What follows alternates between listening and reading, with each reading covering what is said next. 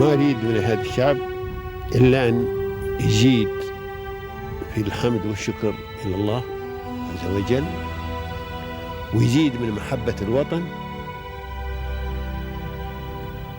ويزيد من العمل ومضاعفة العمل لما يسعى فيه من خير له وللدولة والأهل. هذا اللي أنا أدوره من الشعب، وربنا إن شاء الله يوفقنا جميعا على ما يحب ويرضى.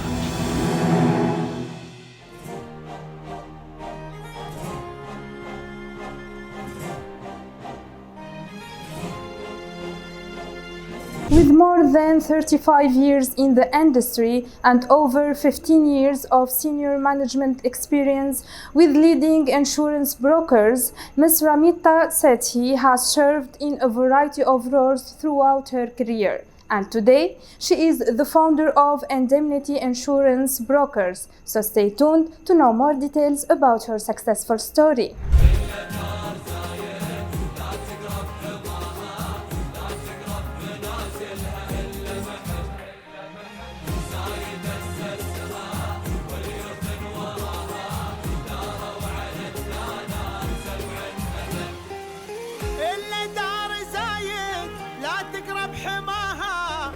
تقرب منازلها إلا محب زايد أسسها واليوثن وراها داروا على الدانات 7 أبد إلا دار زايد لا تقرب حماها. Oh my God, I'm so thankful. I'm so thankful to UAE. You can imagine, I'm here for 30 plus years now. Huh?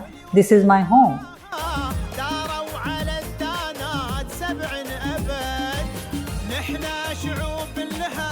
نفدى ثراها نبذل الغالي لها دوم ونهب نحنا شعوب لها نفدى ثراها نبذل الغالي لها.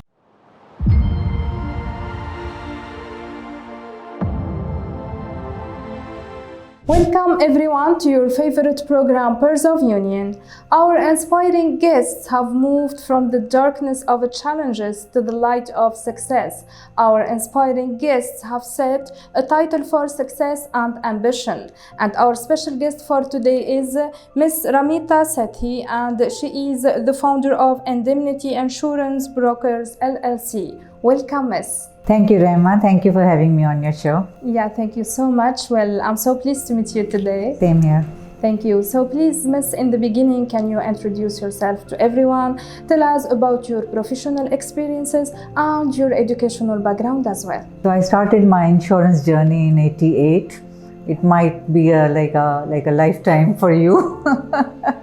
So I started in '88, and I am an MBA Finance and an ACII, which is an insurance professional qualification. I came to Dubai in 1995. Yeah, so after 7 years of my career, I belonged to India, and I started working here with some of the large corporates. And having worked for 2 large multinationals, I really enjoyed working in UAE, and kind of decided to settle down here. And one of the major reasons was that the environment here was so safe and secure for women to operate independently. We didn't have to depend on anybody to operate and do what we wanted to do. So that's me. So, Miss, of course, you have a successful journey.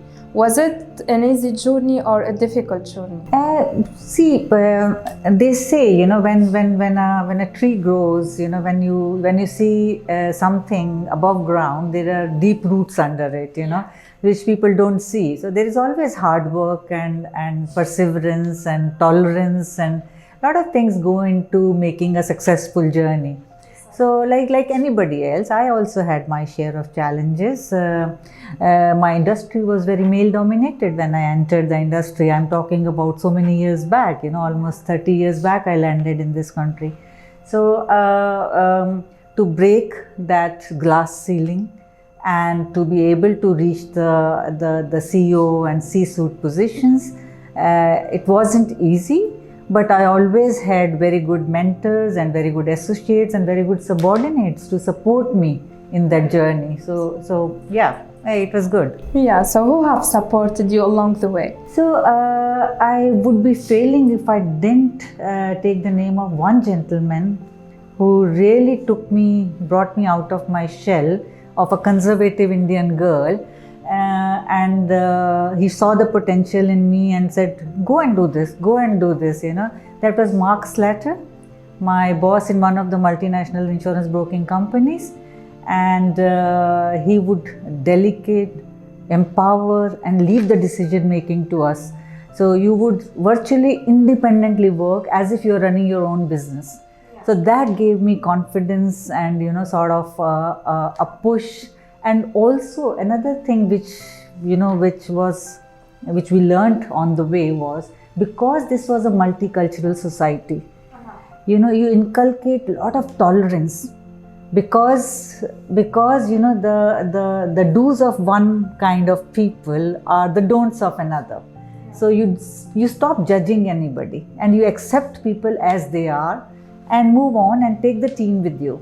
So all these things, sort of indirectly somehow, that gentleman had an impression on me as to I would observe him, how he would deal with people. And in the biggest of the projects and in the most difficult situation, he would just throw me in the deep water, and I would swim out. So yes, thank you to Mark Slater.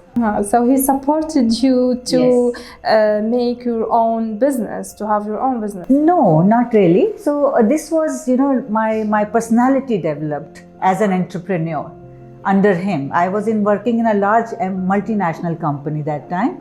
However, the way he operated, it gave me confidence that I can manage my own business if I set it up.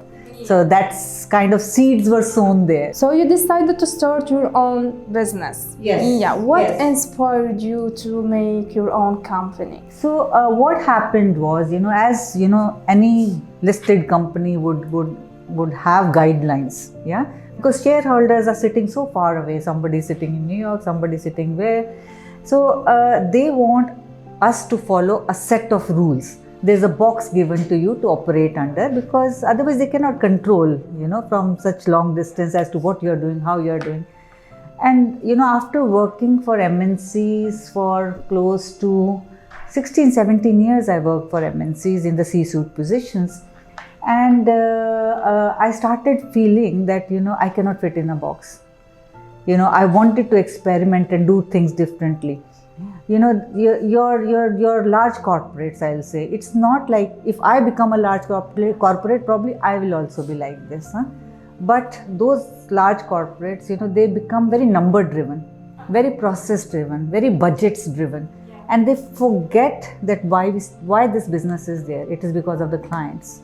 You have to keep your focus on the clients. So I was getting a little bit of like, okay, I cannot play this game anymore, and I need to go back to my basics and look after the clients, good clients which I have. So that sort of kicked me and said that, go and do your own thing, because you're not going to fit into a box anymore. Exactly. And how do you see the insurance brokerage market evolve in the UAE? So I have seen, because there was so little technology when I started here in 95, a lot of things were done manually. I remember standing on fax machines and waiting for client's instruction on the last day of the policy, and so that we can renew the policy, confirm to the insurer, get the confirmation, send it back to the client. Because as a broker, you are not carrying the risk. You are just arranging things. So you cannot have an order and hold it with you. You have to go and place it immediately. So at that time, everything was very manual, and the focus was on managing the transaction. So our role as a broker was very transactional. Take a thing, place it, check everything, take it in, go back, checking, like more of operational and transactional. Whereas over a period of time, with technology becoming, coming on the forefront, and most of the things are getting automated, and so our role has changed from transactional to consultative. Now our job is to understand what the client business is, what kind of insurance he would need, how should we structure the solution. So all that is more important. I would say that if 100, if earlier the transaction part was 70%, consultation was 30, now it is reverse. Transaction part is 30 and consultation is 70%. And Miss, is it challenging for you to meet the specific needs of your clients? Yes, because every client comes from a different industry.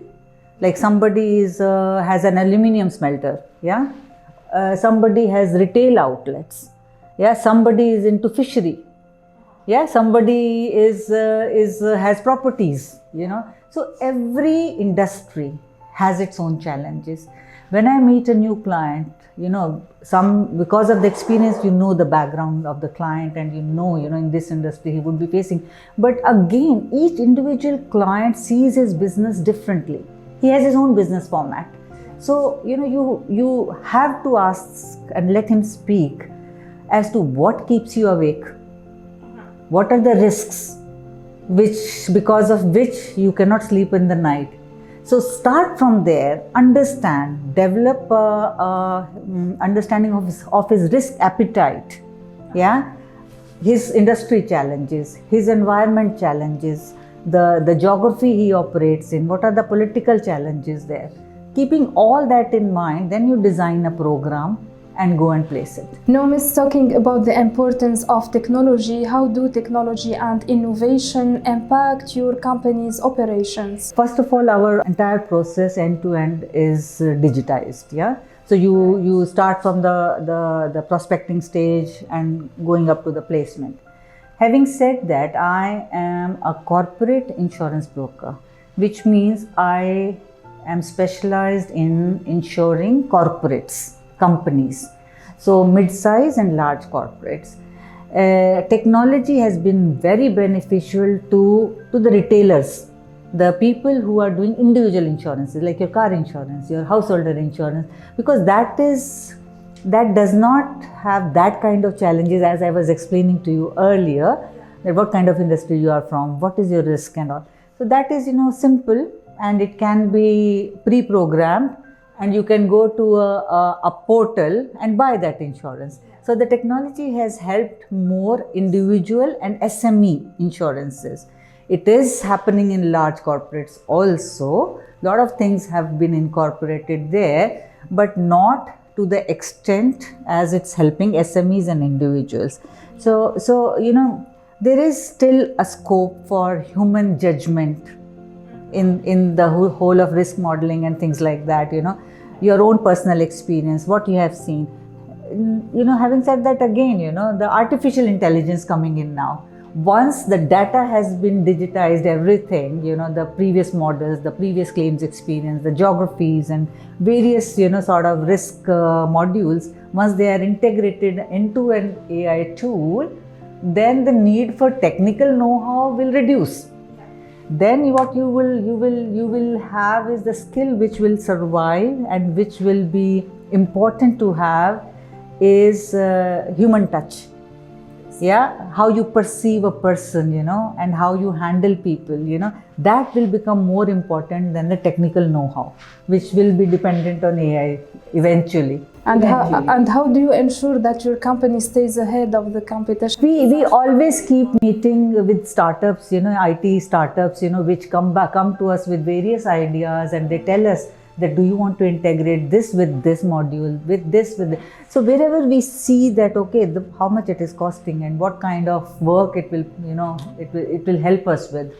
Based on that, we select few and we test them, and if it works, we buy it. If it doesn't, we don't. So we keep listening and keep sort of incorporating whatever is good for our business format. Now, Miss, if I ask you about your future goals, what do you aspire to? What goals do you aim to achieve? I have done like probably 3/4 of the cycle of my life. Yeah.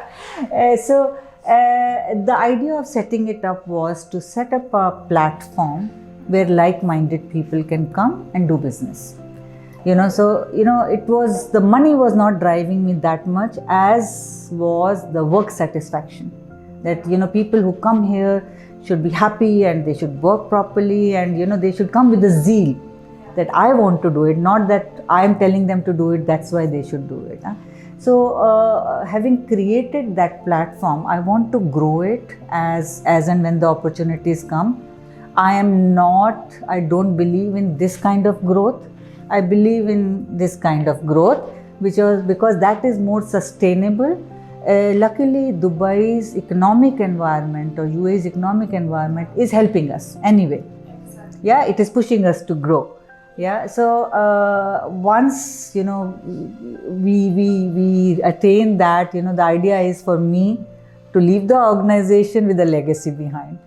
Yeah, and let the younger generation manage it. Miss, as you have mentioned already, that the UAE is known for its supportive environment of businesses. So how has the UAE facilitated business growth and made it easier for companies to operate and expand in this market? And also, how has the UAE contributed to the success and the growth of your company? So, we are a highly governed industry. Yeah, we fall under Insurance Authority, which falls under Central Bank. So, we are governed as a bank would be governed. Yeah, that kind of. So, there is a lot of guidance which comes from these two bodies on governance, on compliance, on anti-money laundering, which is very, very helpful. It keeps us straight, we do the right thing. And especially my background being MNCs, we were anyway following these things.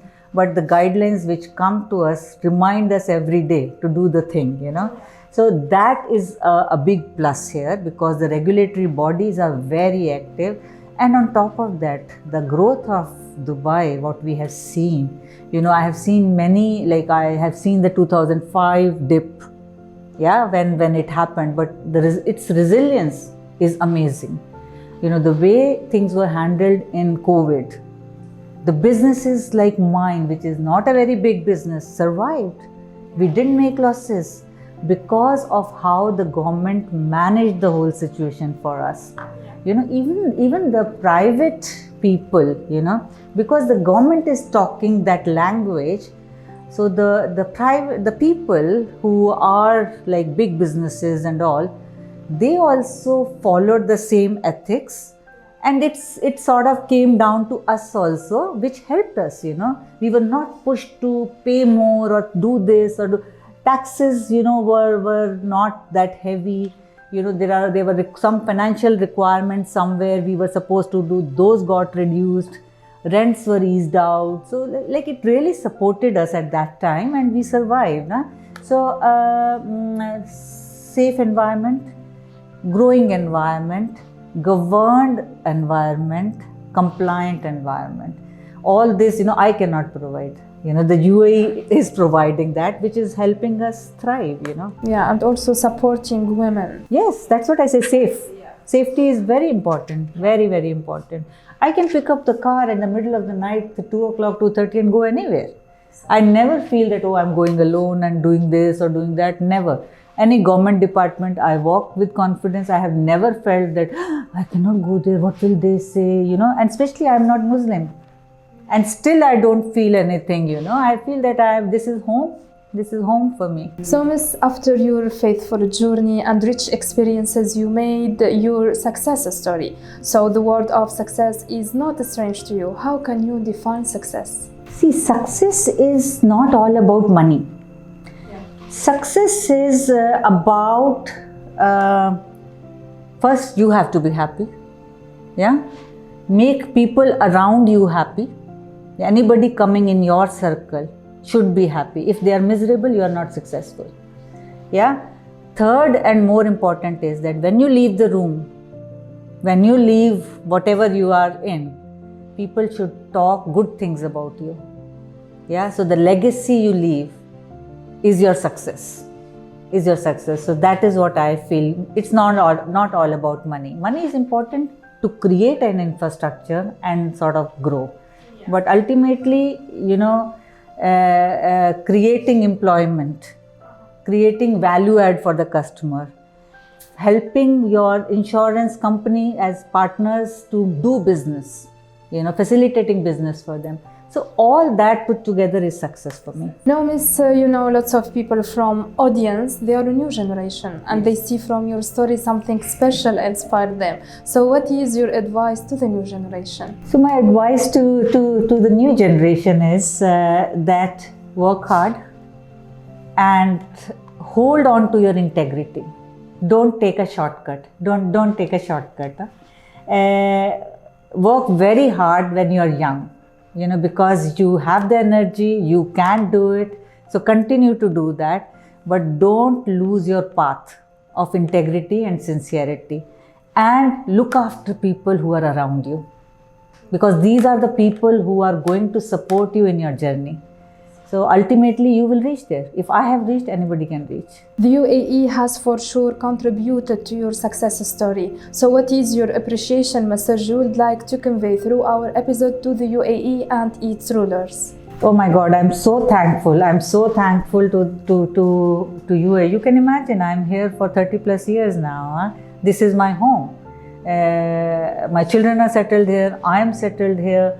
There is a reason. There's a reason we are here. So very, very thankful to UAE and its rulers for providing the environment they have given us to thrive. Thank you so much, Miss. It was my pleasure talking with you today. Best of luck. Pleasure was all mine. Thank you. Dear audience, this is the end of our episode. Watch us next week. Goodbye.